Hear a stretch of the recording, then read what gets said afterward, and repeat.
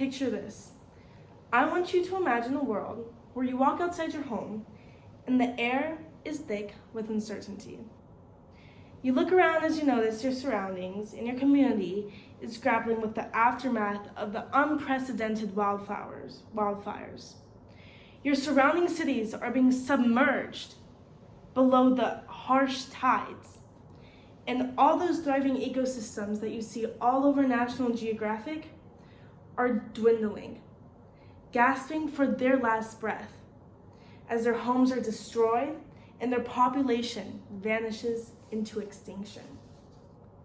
This scene is not from a dystopian novel or movie. This is our life. This is reality. As you may know, I am an 18-year-old woman studying finance at the University of Notre Dame. You may also wonder, what can she even do to make an impact? Why does she even care? Well, 2 years ago today, I witnessed the effects that pollution can have on the town. Every day I drove home from school, I would pass by a bridge that always seemed to be littered with plastic water bottles blocking the drainage system. The mechanism that was supposed to be filtering out potentially contaminated water was obstructed by masses of flimsy, disregarded pieces of plastic. Even though it might just have seemed like an eyesore for my community, I knew the gravity of such neglect. Littering causes blockage, and blockage causes pollution, thus leading to a tainted water supply.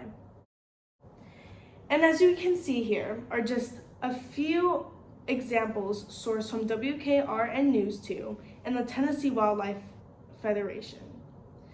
This is an issue that the Environmental Advisory Board and I teamed up to work to combat.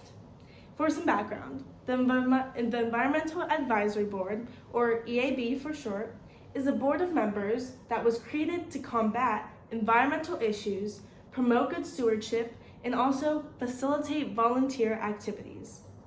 One specific effort that me and this board teamed up to create was making and starting the Refill, Reduce Brentwood initiative. This aimed to reduce the number of plastic water bottles in our city.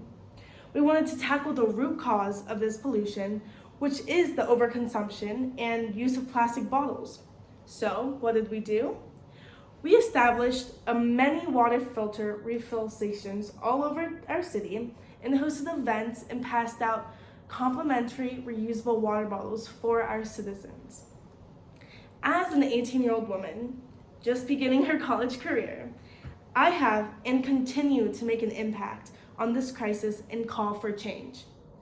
Age is not a restriction.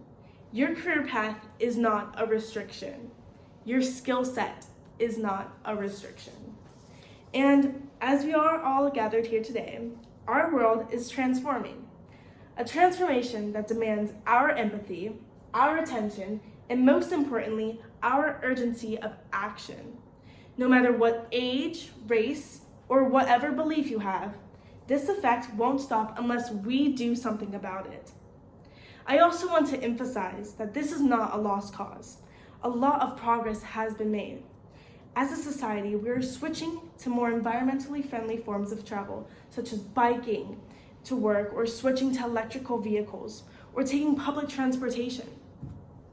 Using clean energy and protecting our national preserves and forests do get us one step closer to environmental sustainability. For instance, we can see here on the chart sourced from EV adoption. EV or electrical vehicle sales are projected and forecasted to grow at around 29.5% by 2030. As more and more people are switching to the use of electrical vehicles than the original gas vehicles that produce far higher levels of CO2 than the electric version, we can see that citizens are already taking a major step towards this mission. This is just one example of how change can still be made. Along with large corporations and these long-term strategies set in place, such as EV batteries, like I mentioned before, and EV vehicles, we as a society should become far more aware of this environmental impact and make these simple switches. We have to realize that there is a lot at stake here. our lives, our families, our pets, and just the whole wide world. There are many short-term alternatives as well that we as normal citizens or college students can take to make that difference, to make that small difference that turns into a big long-term difference. So, like I said before, start small. Contact your local representatives and ask them what they think and what they're doing to deliver this change. Because I've seen in my own eyes the impact that citizen engagement can have on decision making. And for me in college, it might not seem so simple to help, but it really is. Close your tap when you're not using it. The less water wasted means that there will be less runoff water, wastewater, that ends up in the ocean. Recycle. Decrease the amount of waste that ends up in landfills or the ocean or streams. Unplug your electronics when you're not using it to conserve energy. And you can also just join environmental clubs around campus and participate in their sponsored events, because if enough people are involved, the community will make an impact and make a change. You can also volunteer, educate, and just speak up about these issues and spread the awareness. Together, we can make a difference. The change, although can be small, but I've seen from my experiences that small changes can have a massive effect. Thank you so much.